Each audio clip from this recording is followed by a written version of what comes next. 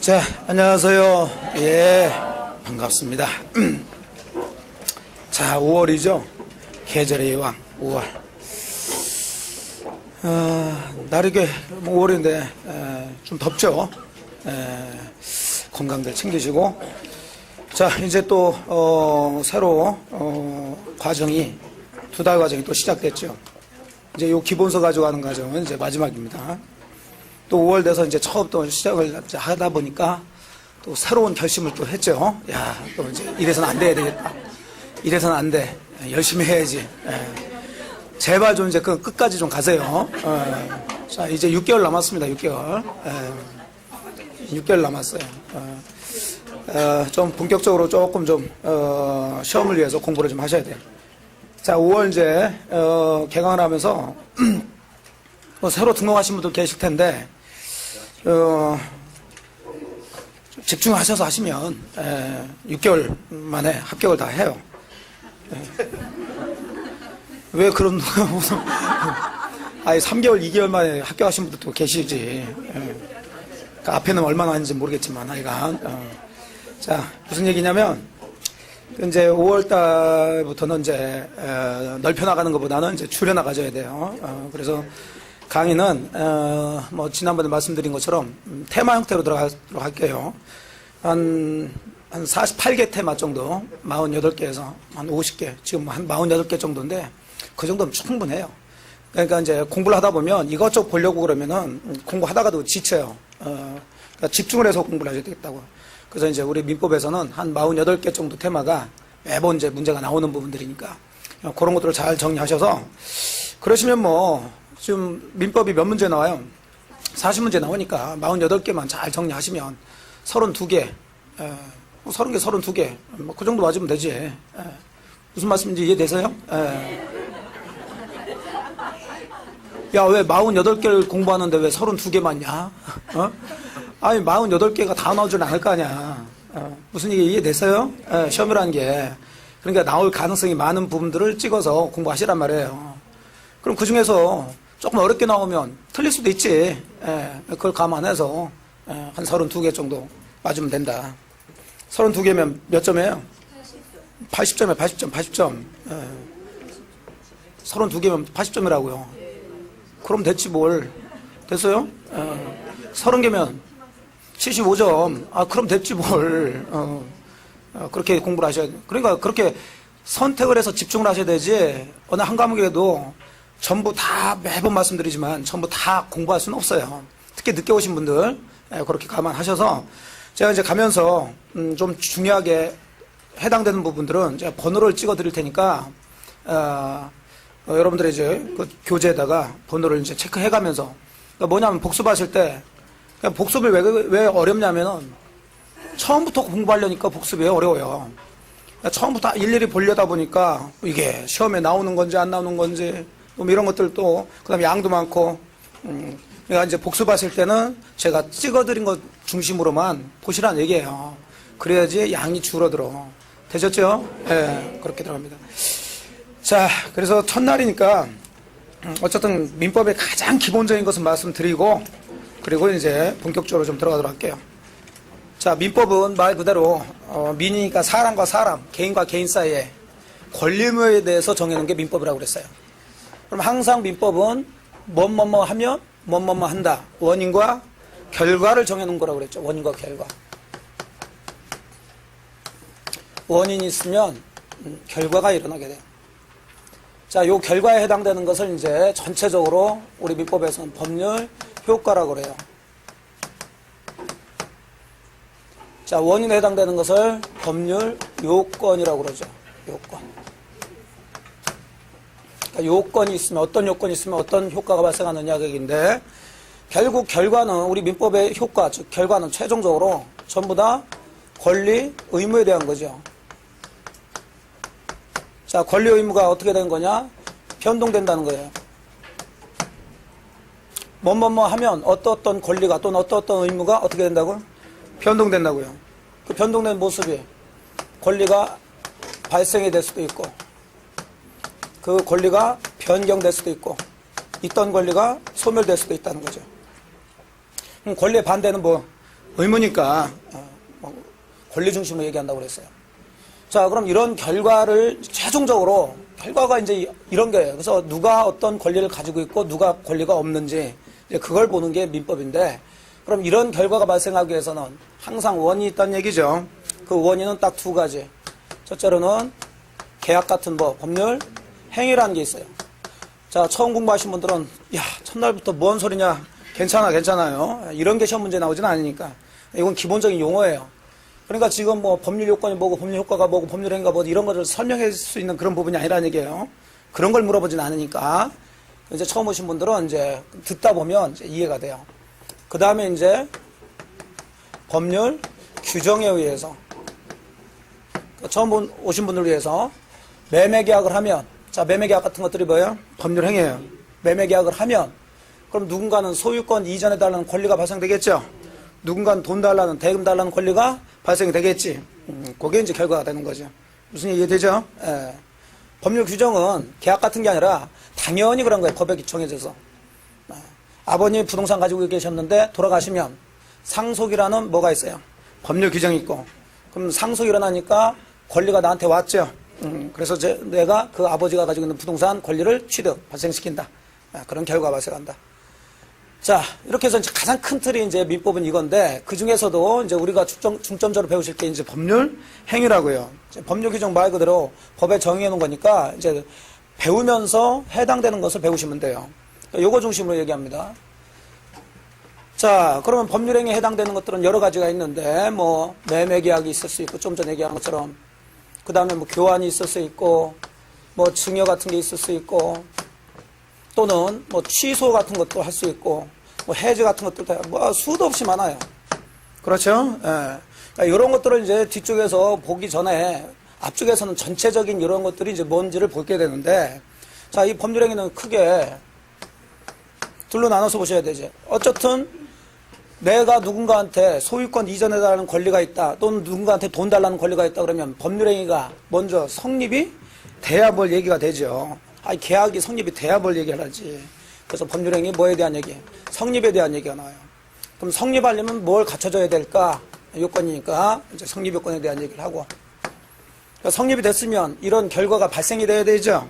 자, 그 결과가 발생되려면 그 법률행위가 정상이 돼야 되겠네요. 그 정상이 돼야지만이 그 효과가 있다, 효력이 있다. 그래서 이걸 유효라고 그러죠. 다른 말로는 효력 발생이라고 그래요. 그럼 이런 요건이 어떤 것들이 있는지 크게 이렇게 잡아놓고 들어가자. 자, 그냥 다 정리해놓고 이제 간단하게 설명합니다. 성립요건, 예를 들어서 매매계약이라는 법률행위가 뭐하기 위해서는, 성립하기 위해서는 가장 기본적으로 세 가지가 있어야 된다. 일반적으로. 첫째, 계약을 하는 누가 있어야 돼요? 당사자는 있어야 될 거 아니야. 그 다음에 두 번째, 그 계약이 매매인지 교환인지 증여인지 내용이 있어야 될 거 아니에요. 예, 그 내용을 목적이라 해요. 목적. 참, 이제 뭐 쓰지도 않죠. 그래도 이 정도 치면 열심히 해라. 열심히. 예, 우리가 다 머릿속에 들어와 있다. 우리 수준이 이제 이 정도 수준이라고, 이제 이 정도. 하지만 늦게 오신 분들 너무 이런 거 부러워하지 마세요.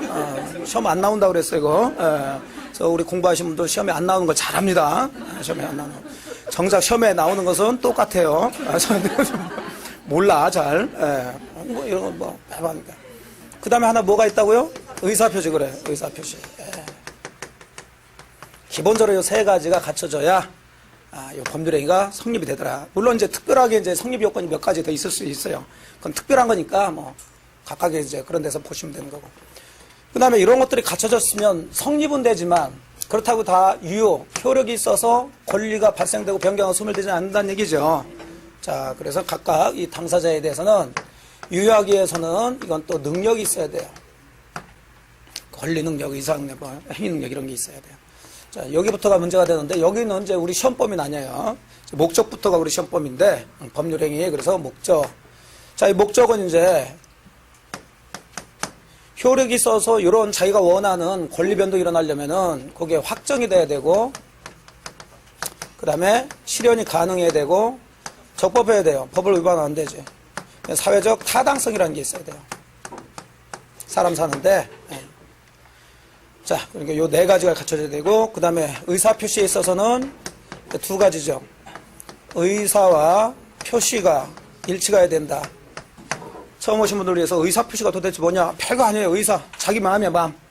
자기가 팔려는 마음이 있어야 매매가 되겠죠. 그 팔려는 마음을 자기 혼자 꽁꽁 속 안에 가지고 있으면은 팔려요, 안 팔려요? 안 팔려야지. 그러니까 뭘 해야 돼? 표시해야지. 내 아파트를 3억에 사시오. 이렇게 이제 표시를 하고. 또 사는 사람도 3억에 사겠다. 그렇게 하는 것을 전부 다 뭐라 한다? 의사표시라요, 의사표시. 다른 게 아니라.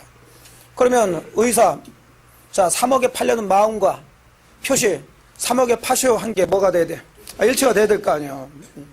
팔 마음도 없으면서 3억에 사시오. 이렇게 하면 안 되죠. 그 다음에 그 의사표시를 하는 데 있어서 누구한테 사기를 당하거나 협박을 당하면 안 되겠죠. 그런 걸 전부 다 하자라고 그러죠. 하자가 없어야 된다. 자, 이런 것들이 이제 갖춰졌을 때 본인들이 원하는 뭐가 일어난다? 권리 변동이 일어난다. 얘기죠. 그래서 최종적으로 이제 민법은 이런 것들이 있을 때 이런 것들이 발생한다. 이제 변동한다. 이렇게 이제 정해 놓은 거예요. 그러니까 이런 구조를 이제 거의 매번 이제 가면 이 구조로 들어가 있어요. 이제 민법은. 자, 그러면 이제 뭐 법률행위가 여러 가지가 있으니까 각각의 법률행위마다 어떤 권리가 발생하고 변경하고 소멸되는지가 각각 다르겠죠. 그래서 최종적으로 이제 물어보는 것은 민법에서는 그럼 누가 권리자고 누가 권리자가 아니냐. 이거 물어보는 거예요, 사실. 그래서 문제를 풀다 보면은 뭐 뭘 청구할 수 있다, 뭘 구할 수 있다, 뭐 할 수 있다, 뭐 이런 얘기 나오죠. 할 수 있다는 것은 뭘 가지고 있다는 거예요. 권리 가지고 있다는 거고. 뭘 해야 한다, 뭐 해야 된다, 이런 사람은 뭘 지고 있다는 거예요. 의무를 지고 있다는 거겠죠. 그런 거 찾아내는 거죠. 그러면 예를 들어서 이제 우리 민법의 기본적인 거. 갑이 부동산을 가지고 있는데, 을이 자꾸 갑 보고 부동산을 소유권 넘겨달래. 또는 점유를 빨리 넘겨달래요. 그 부동산 빨리 넘겨달라는 거죠. 얘가 넘겨줬으면 문제될 일이 있어요, 없어요? 없지. 그러니까 갑은 못 넘겨주겠다고 그러는 거지. 얘는 자꾸 소유권 뭐 해달라고 그러고, 넘겨달라고 그러고, 갑은 못 넘겨주겠다고 그러고. 그러니까 싸움이 일어나죠. 그 싸움이 일어나니까 누군가 소송 걸겠지. 그러니까 법원에 오겠죠. 항상 민법은 이게 결국 법원에서 다툼이 일어날 때 해결해줘야 돼요, 안 해줘야 돼요? 해결해줘요. 그러면 해결을 하려면 정답이 있어야 돼요, 없어야 돼요? 있어야죠. 그 정답이 뭐예요? 민법이야. 정답이 민법이에요. 정답 민법은 뭐 하면 뭐 한다. 정해놨어요, 안 정해놨어요? 정해놨으니까 그게 정답이지. 근데 이제 우리가 살다 보니까 이런 걸 잘 모르죠. 그러니까 다툰단 말이에요. 그러면 이제 을은 갑한테 그 부동산 소유권 넘겨달라고 좀 주장을 하고 있죠. 근데 갑이 넘겨줘, 안 넘겨줘? 안 넘겨줘. 그러니까 소송해가지고 법원에 왔지. 여러분들 판사 입장이죠. 자, 이 사람들이 뭘 했는지 어쩐지 알 수 있어요, 없어요? 없어. 그러면 당연히 이제 얘한테 물어볼 거 아니야. 물론 뭐 물어보지 않고 서면으로 다 하지만 왜 달라고 그러는데요? 지금 이 사람은 그럼 얘한테 소유권 이전해달라는 것은 소유권 이전을 청구하는 권리가 있다는 거죠? 권리가 있다는 거죠? 이 사람은 그럼 자기가 소유권 이전할 수 있는 청구권이라는 권리를 주장하고 있는 거죠? 이게 결과예요, 원인이에요? 결과지. 그럼 왜? 뭐 때문에? 물어볼 거 아니에요, 당연한 얘기로. 지금 이 사람은 이걸 결과라고 해가서 주장한다고요. 자, 발생이 권리 취득한 거죠? 자기가 얘한테 소유권 이전해달라는 권리가 있으니까 소유권 넘겨달라고 그러지.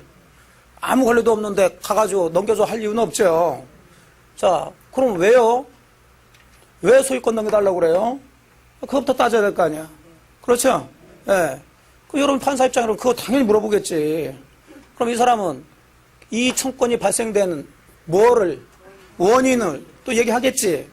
제가요, 샀어요. 공짜로 받았어요. 아니, 내 토지하고 맞바꿨어요. 근데 안 주네요. 이해되셨어요? 예. 네. 그럼 결국 이 사람은 자기의 가장 기본적으로 싸움은 뭐냐면 결과, 즉 이미 일어났다는 권리 변동 요걸 주장하는 거예요. 그 주장하는데 그 주장하는 결과가 발생하려면 뭐가 있어야 된다? 원인. 그럼 여기서 원인 뭐가 있어야 돼요? 법률행위. 그럼 그 중에 하나 주장하겠죠 또. 자, 예를 들어서 샀다고 얘기합시다. 을이 갑한테 저 부동산 샀어요. 샀는데 안 주네요. 자, 그러면 샀는지 안 샀는지를 여러분이 알아요, 몰라요? 법관도 당연히 모르겠지. 자, 그러면 네가 그러면 샀다는 걸 뭐 해봐? 입증해봐. 이렇게 하겠지. 결국 그래서 법률행위, 이제 이런 결과 발생하기 위해서는 이런 것들이 있어야 되는데 이런 게 있는지 없는지는 법원 가면 아무것도 몰라. 그렇다면 전부 다 누군가가 입증을 해줘야 되겠죠? 증거를 대줘야 된단 말이에요. 그러면 가장 기본적으로 법률행위가 뭐 하고 있다는 것은, 성립하고 있다는 것은 이 결과를 뭐 하는 사람이, 주장하는 사람이 입증을 하게끔 되어 있어요. 그러니까 당연히 얘는 매매계약서 같은 것들 법원에 소장 제기할 때 제출하겠지. 그게 입증하는 거예요. 그럼 매매계약서에는 거기에 당사자 나와요, 안 나와요? 거기에 내용 나와요, 안 나와요? 나와. 의사표시 다 나오지. 그리고 이게 다 있으니까 성립됐다는 게 입증이 됐죠. 그러면 성립이 됐으면, 자, 요 사람이 소유권 이전하려는 권리가 발생하려면 성립만 해서는 안 되고 그 계약이 뭐가 돼야 돼? 유효가 돼야 돼. 근데 유효라는 것도 사실은 요 주장한 사람이 뭘 해줘야 돼? 입증을 해야 되는데 그 유효라는 것을 입증을 한다는 것은 굉장히 어렵고 왜 굉장히 추상적이기 때문에 우리가 봤을 때 자, 요런 것들이 다 갖춰져서 뭐가 됐으면, 성립됐으면 무슨 하자 잘못이 없으면 당연히 뭐가 유효가 돼서 권리가 발생되겠지. 그러니까 쉽게 해서 여러분들이 샀으면 당연히 달라고 해야 돼, 안 해야 돼? 해야지. 거기에 뭔가 하자가 있는지 어쩐지는 알 수가 없는 거죠. 그래서 결국 이 권리를 주장한 사람은 그 권리를 발생하게 되는 원인인 법률행위, 즉 매매계약을 주장했으면 매매가 뭐 하고 있다는 거, 성립했다는 것만 주장하면 돼요. 입증하면 돼. 이해됐어요? 예. 네.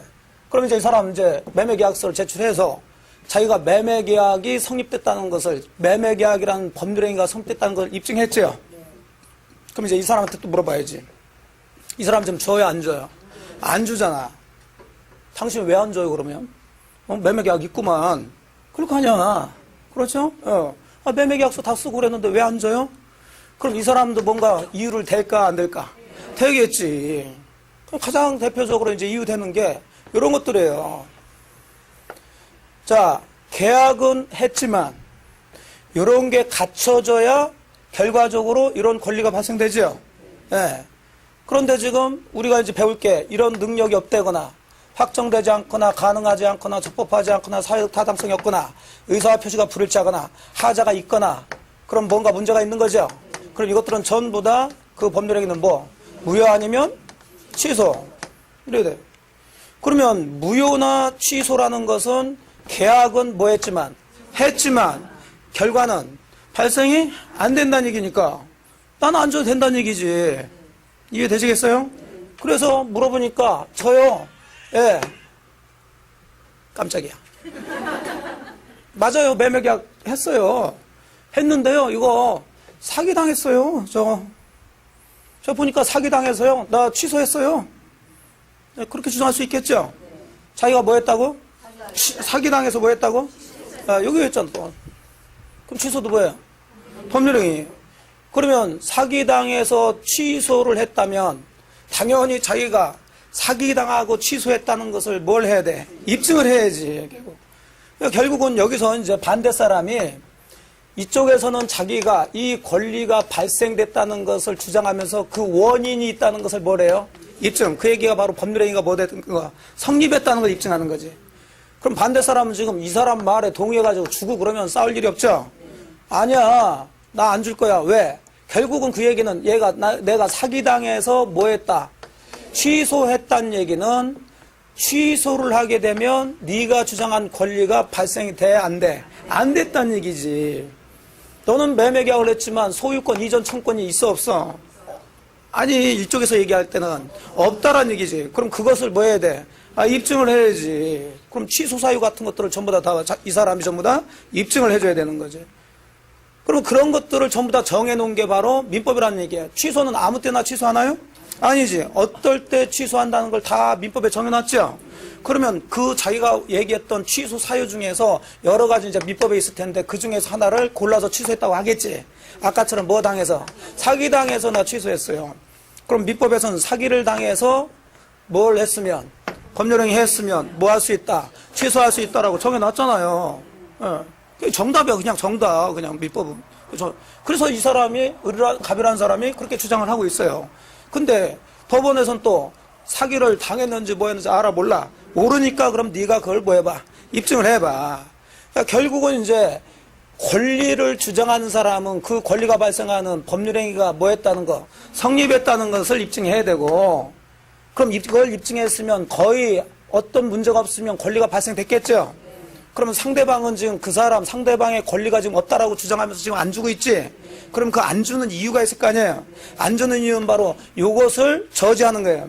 유효가 안 되는 거. 즉, 무효나 취소를 주장하니까 내가 못 주겠다. 이 얘기 아니야. 그럼 상대방 측에서는 결국 그 법률행위, 매매계약이 뭐라는 거, 무효 취소라는 것을 입증을 해야 되겠지. 그렇다면 그 모든 것들은 전부 다 어디에 적혀져 있어요? 다 민법에 다 정해져 있지. 민법에. 그걸 우리가 배우시는 게 민법이라고요. 현실적으로 이렇게 싸우지만. 무슨 얘기 되셨나요? 예. 그래서 사람과 사람 썰의 권리. 그 얘기는 뭐냐면 취소를 했으면 얘는 법률행위 매매계약이 성립했다는 걸 입증했죠. 그래서 권리가 뭐 했다는 거, 발생했다는 걸 주장하잖아요. 권리가 변동 중에서 발생. 그 얘는 지금 못 주겠다는 얘기지. 왜? 이 매매계약 하긴 했는데 내가 사기당해서 뭐 했다? 취소했다. 그럼 취소도 하나의 원인이에요? 결과예요? 원인이지. 취소를 하니까 권리가 없어져 버리지. 그렇잖아요. 이쪽에서는 매매계약을 했으니 권리가 뭐 했고, 발생했다고 주장했고, 그래, 그 매매계약은 했지만 내가 사기를 당해서 그 매매계약을 뭐 했으니, 취소했으니 네 권리는 없어졌다고 하고. 이해됐어요? 예. 이렇게 서로 싸운단 말이죠. 그리고 그런 것들을 전부 다 이제 이 사람들이 소송에서 이기려면 자기들이 주장한 것을 입증을 해야 된다는 얘기예요. 그 입증할 내용들은 전부 다 민법에 쫙 깔려 있다는 거예요. 이 사람은 뭐 당했다는 거, 사기 당했다는 거, 이 사람 뭐 했다는 거, 매매했다는 거, 입증해 줘야지. 이해되셨죠? 이런 구조로 가지는 게 바로 민법이다. 자, 이제 크게는 이제 그런 것들이 일일이 이렇게 쭉 적어 놓은 거 다 민법이고, 그걸 배우시는데, 이제 지금은 그런 세세한 것들, 뭐 이런 것들을 배우기 전에 전체적으로 뭐에 대해서, 법률 행위에 대해서 이제 배우시고 들어간다. 자, 그래서 뭐 법률 행위는 주로 이제 우리가 이제 앞쪽에서 배울 때 다 법률 행위에 대한 얘기를 하는데, 자, 뭐 간단히 얘기하면 이 매매나 교환, 증여 같은 것들, 이런 법률 행위들을 뭐라고 그러냐면 계약이라고 그러죠. 그러니까 뭐 공부 처음 하신 분들 아실 거야. 매매, 계약 이래야죠. 매매, 계약. 예. 취소, 계약 그러나요? 그러니 안 들어봤지. 그러니까 매매, 계약. 그러니까 매매, 계약, 교환 계약, 증여 계약이라는 얘기인데, 이 계약이라는 것은 결국 이 계약은 뭐의 일종이에요? 법률행위. 법률행위는 반드시 뭐가 있어야 돼요? 물론 이런 것도 있어야 되지만 반드시 중요한 게 이제 요거죠. 그러니까 의사표시 하나만으로 성립되는 거예요. 양 당사자의 2개 이상의 의사표시가 있어야 되는 거예요. 2개 이상. 판단은 의사표시와 산다는 의사표시. 그래서 계약이 되죠. 근데 이런 것들은 법률행위지만, 자, 얘가 지금 매매 계약할 때는 계약을 한 거죠. 그러니까 판다, 산다 얘기해서 계약을 했지만, 자, 나중에 알고 보니까 얘가 뭐 당했어요? 사기당해서 뭐 했다고? 취소. 이것도 법률행위죠. 그럼 취소도 이해하고 같이 합의해서 해야 되나요? 아니죠. 일방적으로 그냥 취소한다 그러면 되지. 그래서 이런 법률행위는 뭐라 한다? 단독행위라고 그러죠. 단독행위. 그 정도는 잡고 들어가면 돼요. 이런 것을 이제 다 묶어서 우리가 뭐라 한다? 법률행위. 앞쪽에 이걸 이제 배우시는 거예요. 나중에 이제 뭐 권리에 대해서도 배우시는데 그건 뭐 나올 때 얘기하고요. 이런 구조를 가지고 들어가는 게 민법이다. 자, 그 얘기가 31페이지 가세요. 이건 뭐 테마가 아니라 뭐 기본 구조를 잡는 거니까 법률행위 요건 해가지고 의의는 큰 문제 없고 2번 법률행위의 무슨 요건? 성립 요건. 법률행위라는 게 성립되기 위해서는 동그라미 2번 모든 법률행위 성립에 필요한 공통적 요건으로는 법률행위 주체로서 당사자가 있어야 되고요. 법률행위 내용으로서 목적이 있어야 되고 법률행위 불가결 요소로서 의사표시가 있어야 된다.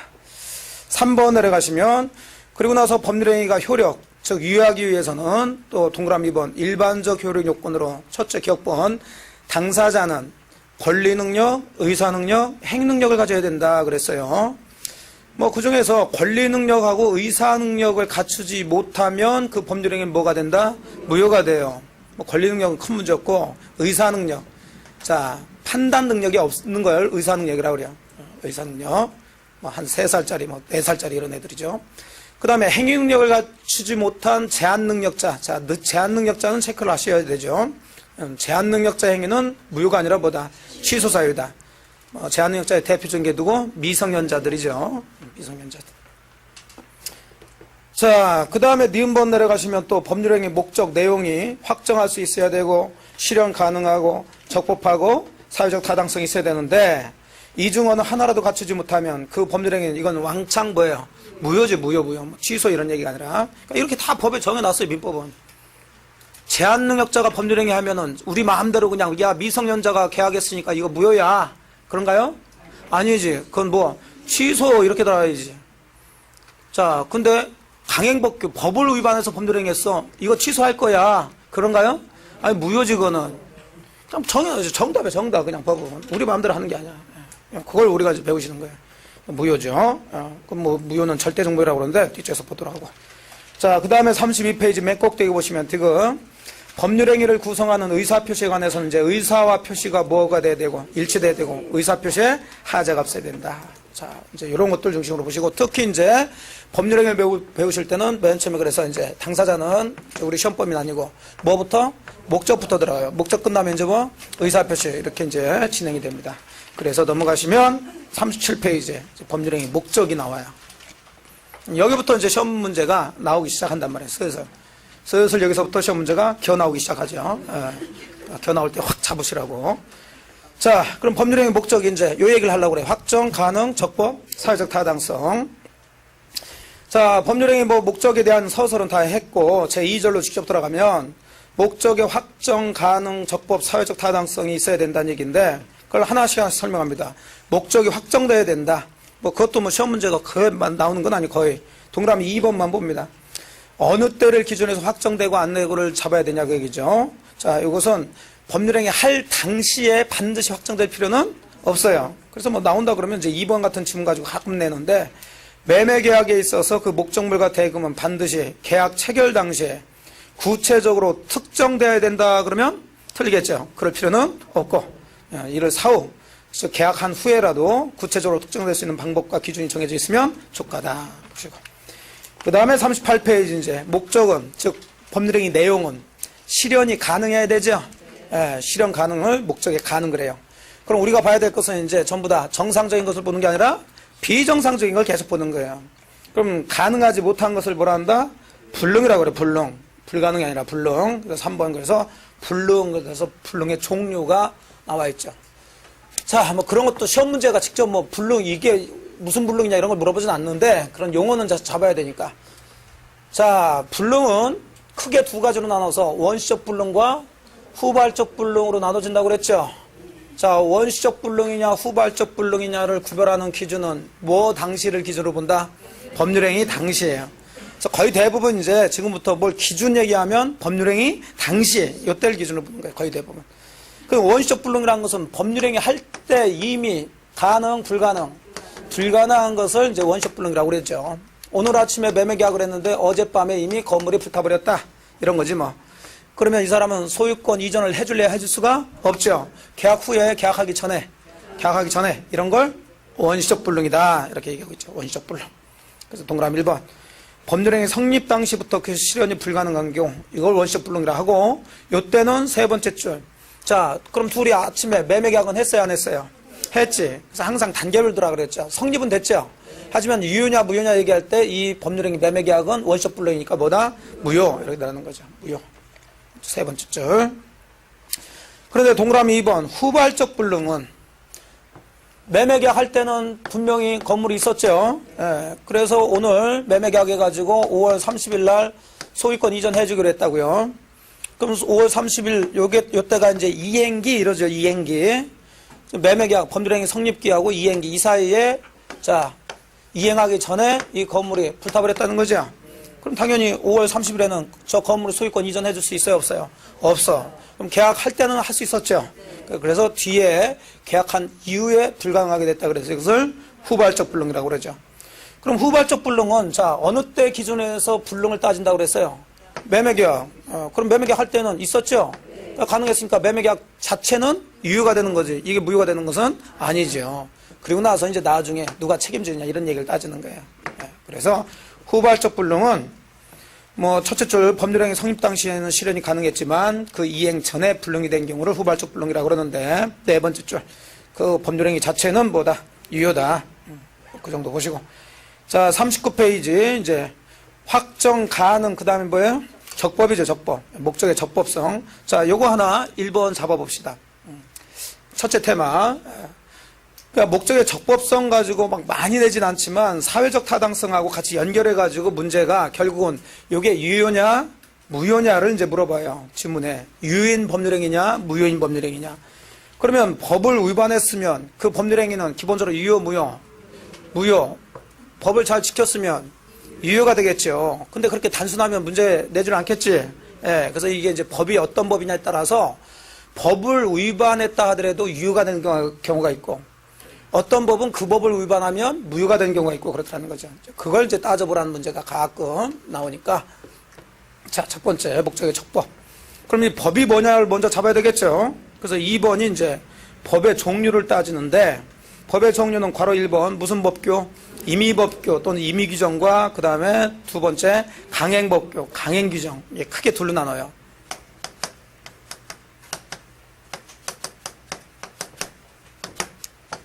그러면 우리가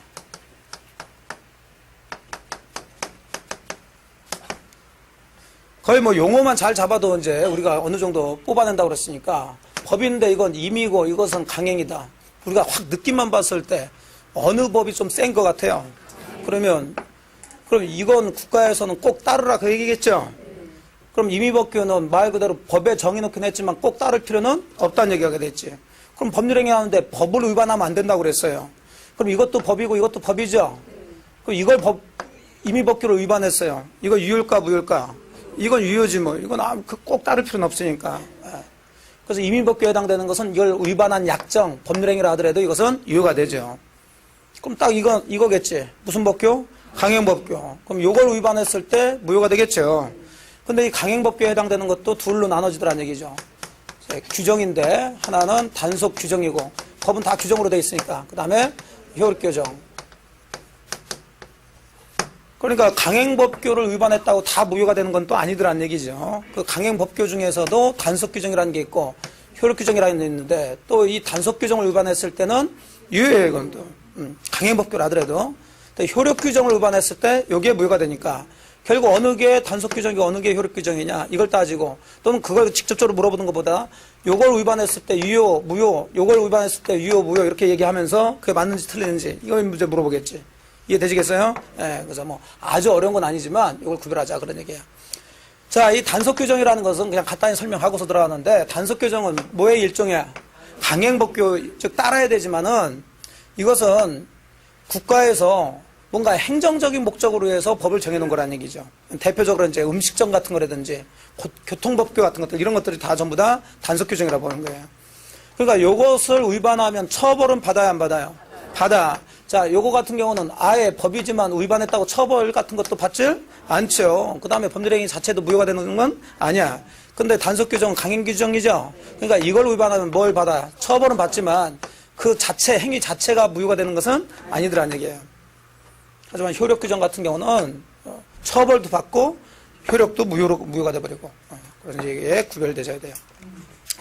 그래서 강행법규를 보시게 되면 뭐 의의는 큰 문제 없고 동그라미 2번 단속 규정은 자 일정한 행정 목적을 달성하기 위해서 국가가 일정한 행위를 금지하거나 제한하는 법규를 말하면서 세 번째 줄 중간쯤 보시면 예컨대 무허가 음식점의 영업행위라든지 무허가 숙박행위라든지 불합격 농산물의 판매행위 자 이런 것들은 유효 무효 유효 이렇게 들어가야죠. 이런 걸 무효 그러면 틀리다는 얘기예요. 단속 규정을 위반한 거니까. 아무리 무허가 음식점이라 하더라도 음식 판 거 자체를 무효로 보면 안 되죠. 예. 그 먹은 사람 어떻게 하라고 그러면 다 내놔야 되는데. 자, 그 다음에 효력 규정은 그 규정에 위반하면 행정상 제재, 처벌은 물론 사법상 효력도 무효가 되는 규정. 이걸 효력 규정이라고 그래요. 그래서 대표적으로 40페이지 보시게 되면 자, 우리 법조에서 단속 규정에 해당되는 거와 효력 규정에 해당되는 것을 구별해냈는데 자, 단속 규정에 해당되는 대표적인 게 3번이죠. 부동산 등기 특별조치법 제2조 2하. 중간 생략 등기죠. 결국 밑에 있는 4번, 5번도 비슷한 얘기예요. 4번, 5번도 보시면 자, 뭐 법을 볼 게 아니라 거기에 대표적인 게 뭐가 있어요? 전매지, 전매. 그러니까 중간 생략 등기도 뭐 한 거예요? 전매한 거예요, 전매. 미등기 전매한 거지.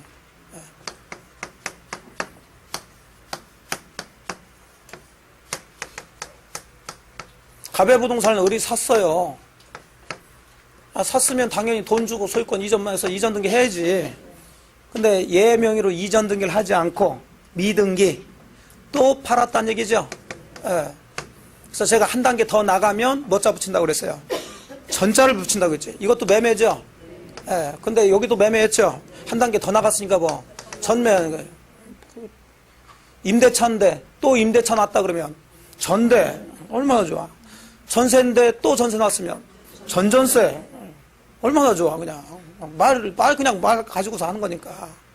자, 그럼 이것도 매매인데 이제 등기했어요? 하지 않았어요? 하지 않고 했으니까 이걸 미등기 전매 이렇게 하지. 그럼 어쨌든 간에 이것도 이제 매매계약을 해요. 매매계약. 그럼 최종적으로 병한테 소유권이 넘어가줘야 되겠죠. 그러니까 결론부터 얘기하면 지금 법에서는 이런 거 해라 하지 마라. 하지 말란 얘기지. 왜?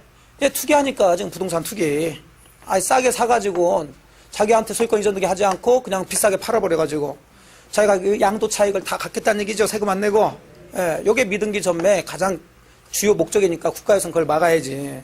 그래서 법에서는 거기처럼 뭐 주택이든 뭐든 여기선 미등기 전매를 하게 한다 못하게 한다. 못하게 다 막는다고요. 근데 우리 국민들이 착하죠. 하지 말라면 다 안 하고 그대로 그냥 법대로 살죠. 웃기네. 뭐 그래요 여러분들이. 이런 걸 한단 말이에요. 하지 말라고 그러는데 이 사람 같은 경우는 뭐하러 자기한테 등기를 해. 양도수대요 같은 게. 그러니까 그냥 자기 빠지고 자 갑에서 직접 병으로 이전 등기를 해버리죠. 그럼 원래 등기는 이렇게 한 번 하고 이렇게 또 한 번 해서 두 번 등기해야 되는데 이 등기를 전부 다 뭐 해서 생략하고 직접 들어갔다 해서 이걸 뭐라 한다? 중간 생략 등기. 다른 말로 미등기 전매. 그러니까 이런 거 하지 말란 얘기지. 국가에서는. 그걸 막아놓은 게 이제 부동산 등기 특별조치법, 그 다음에 뭐 주택법 이러는 거란 말이에요. 이해되시겠어요? 예. 하지만 아까도 얘기한 것처럼 법에서는 하지 말라고 그랬지만 했더란 얘기죠. 자, 이랬을 때 요 매매계약과 요 등기를 무효로 보나요? 아니, 그렇지는 않단 말이에요. 걸리면 이제 처벌은 하겠지만 이거 자체를 무효로 보지는 않는다. 그래서 이건 유효가 됩니다. 무효 그러면 틀리다 그러겠지. 그 오른쪽에 이제 효력 규정에 해당되는 것들 뭐 엄청 많은데 그걸 다 볼 건 아니고 자 일단 1번 같은 경우 여러분하고 직접 관련되는 거 여러분 학교 가시면 이제 중개업 하시겠죠? 그럼 중개해가지고 하다 보면 수수료 받는데 자 법에서는 무한정 받으라고 그래요. 제한을 둬요. 그거 없어졌으면 좋겠죠. 그거 그냥 마음대로 그냥 받으면 얼마나 좋아. 이렇게 힘들게 공부하셔가지고 이 더운 여름에도 이렇게 해가지고 공부해서 합격해서 업을 하는데 그냥 수수료야 뭐 안고 능력껏 받으세요. 그럼 얼마나 좋겠어 그냥. 그렇다고 우리가 뭐 많이 받나? 그죠? 알아서 좀 받고 그러면 뭐 좀 작업이나 좀 하고 이렇게 하지. 근데 어쨌든 간에 이제 법에서는 한정을 두었다는 거죠. 이제 법에서 수수료 제한 뒀는데 그 수수료 제한을 초과해가지고 받았다는 얘기죠. 그러니까 이 수수료 제한 규정이 바로 단속 규정이라면 이거 자체는 유효가 된다는 얘기인데 이게 효력 규정이라면 이게 무효라는 얘기 받은 게 이해되셨어요? 뭘로 봤어요? 효력 규정으로 보나 효력 규정. 무효로 봐. 그러니까 초과해서 받았으면 무효니까 돌려줘야 된다는 얘기가 돼요. 돌려. 그 요거 같은 경우는 지금 이미 등기가 됐죠? 이건 유효로 봐, 무효로 봐. 유효로 보니까 돌려줄 필요가 없고 그냥 처벌 과태료는 아니면 뭐 좀 심하면은 국가에서 뭐 재워주고 운동시켜주는데 몇 년 갔다 오면 돼. 처벌받는 거 처벌 가는 거 돌려줄 필요는 없죠. 하지만 이건 무효로 보니까 돌려줘야 되지. 거기 동그라미 1번 중개수수료 약정 부동산 중개법에 대한 한도 초과하는 부분 그 부분이고 그 다음에 2번은 이제 우리가 이제 관련되니까 공인중개사 자격으로 얘기했지만 자 일단 1번은 보시면 공인중개사 자격이 없는 자가 중개사무소를 개설 등록하지 않고 부동산 중개업을 하더란 얘기죠. 이제 여러분들이 이런 사람 보면 이제 분노를 하죠. 이렇게 공부를 열심히 해가지고 지금 자격증 공부하고 있는데 자격증도 없으면서 중개업하고 있다는 거지. 그럼 그거 지금 하게 해요, 못 하게 해요? 어떻게 하지? 근데 그렇게 하면서 지금 수수료 지급 약정을 했다는 거죠? 그 유로 되면 되겠어? 안 되지. 그 유로 보면 다 수수료 받을 수 있다는 얘기인데. 그 무유로 봐야죠. 예. 근데 이것은 꼭 중개사 자격뿐만 아니라 국가에서는 일정한 업무를 할 때 공적인 업무 같은 경우는 자격을 갖춘 사람이 할 수 있는 걸로 정해놓은 게 있어요. 굉장히 많지 뭐. 변호사, 법무사, 세무사 뭐 다 이 사람들이 다 이러는 거지. 공인중개사도 마찬가지. 이해되셨죠? 그럼 똑같아요, 이것은. 우리는 뭐 지금 중개사 시험이니까 공인중개사 자격 이렇게 들어왔지만 뭐 세무사 자격이 없는 사람이 세무 업무를 하고 있다. 그러면서 수수료 받는다. 이것도 인정하겠어요, 안 하겠어요? 이런 안 한단 말이에요, 전부 다. 이렇게 자격증이 요구되는 업무는 자격증 있는 사람만 하라는 얘기입니다. 그러면 뭐 자격증 딸 필요가 없는 거지. 그래서 다 무효로 봐요, 그거는. 뭐 처벌도 받고 다 무효도 봅니다. 그 다음에 세 번째는 이제 우리가 거기 국토이용관리법이라고 그러지만 지금은 법이 바뀌었죠. 국토계획법이죠. 줄여가지고. 자, 거기서 이제 우리가 뒤쪽에서 이제 배우시지만 국토계획법에 의해서 토지거래 허가지역으로 묶인 지역이 있죠. 예, 그래서 국가에서는 그 지역에 있는 토지를 계약할 때는 매매계약이나 유상계약할 때는 뭘 받고 관청에 허가를 받고 계약을 하라고 그래. 왜? 거기도 역시 투기 우려가 있으니까 투기를 방지하기 위해서 관청에서 미리 허가를 받고 계약을 해야 이 계약을 유효로 보는데 그럼 당사자가 관청에 허가받고 그러면 자기들이 왜 매매계약하고 뭘 얼마 살고 하는 건지 다 드러나겠죠.